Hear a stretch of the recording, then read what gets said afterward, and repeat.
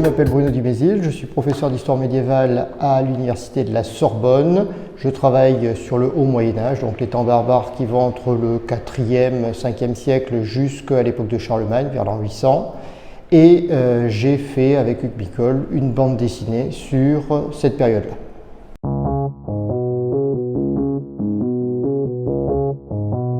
Alors, la bande dessinée, je l'ai découverte étant enfant, j'ai lu beaucoup, Tintin et Astérix étant mes bibles dans un premier temps.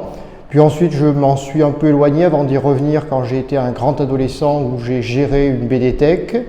Et puis, je m'en suis à nouveau éloigné pour y revenir tout à fait par hasard quand la découverte et la revue dessinée m'ont proposé de participer à cette aventure qui était l'histoire dessinée de la France. Donc, essayer de reconstituer une histoire et une historiographie aussi du territoire national en 20 volumes. Donc le premier volume était un volume très général, puis on commençait à défiler les Gaulois, puis les Gallo-Romains, et on m'a confié, pour mes péchés, le 3e volume sur les temps barbares.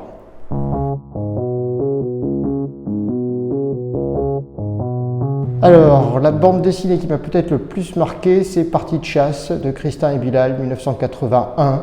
Parce que pour la première fois, la bande dessinée, c'était plus du tout des petits Mickey, c'était d'abord une bande dessinée pour adultes, c'était en lien avec l'actualité, on était au moment où le bloc soviétique commençait à connaître ses premières fissures, un vieillissement de la classe dirigeante, c'était une réflexion sociologique, c'était aussi une réflexion historique, et en même temps c'était une grande œuvre de BD, puisque à travers une série de flashbacks d'une dizaine de personnages, c'était toute l'histoire du XXe siècle et toute la crise de ces élites qui avaient fait des choix, parfois douloureux, qui avaient été aussi traumatisés par l'histoire, qui étaient reconstitués avec une 50aine de pages flamboyantes, le dessin de Bilal, qui restait là comme étant sans doute un des sommets de la bande dessinée européenne, et puis en même temps l'histoire de Christin, Christin étant le scénariste, mais étant aussi quelqu'un de très proche de l'histoire, et qui donc réalisait une œuvre de fiction, mais qui était en même temps sans doute une des plus belles synthèses sur l'histoire du bloc de l'Est.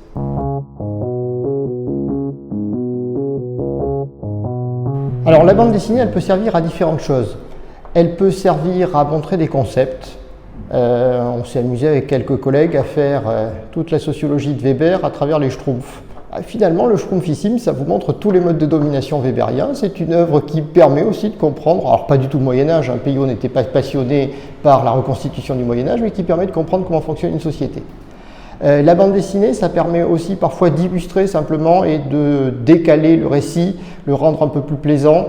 Je pense notamment à la bande dessinée de Bretéché qui permet parfois de s'amuser avec la vie des monastères parce que l'histoire religieuse est un peu lourde pour nos étudiants aujourd'hui, donc la vie passionnée de Sainte Thérèse d'Avila permet aussi de rentrer dans le financement d'un monastère qui est une réalité historique.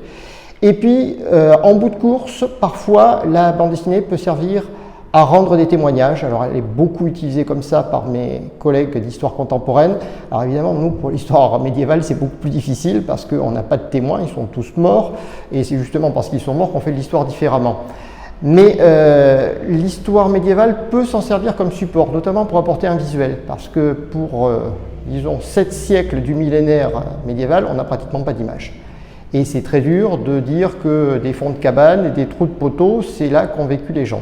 Donc ça permet de reconstituer un peu quelque chose, de montrer, alors c'est faux bien entendu, mais en montrant pourquoi c'est faux et ce que l'on peut savoir et ne pas savoir, on peut rentrer un peu dans le débat.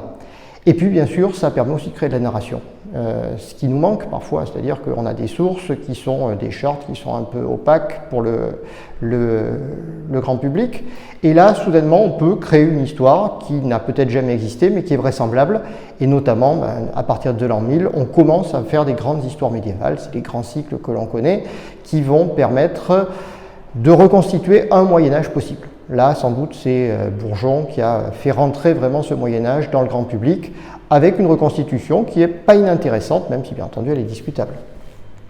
J'ai fait un choix, parce que cette année on faisait passer l'agrégation, c'était un peu dur, c'était scandinave, slave, la rencontre avec l'autre.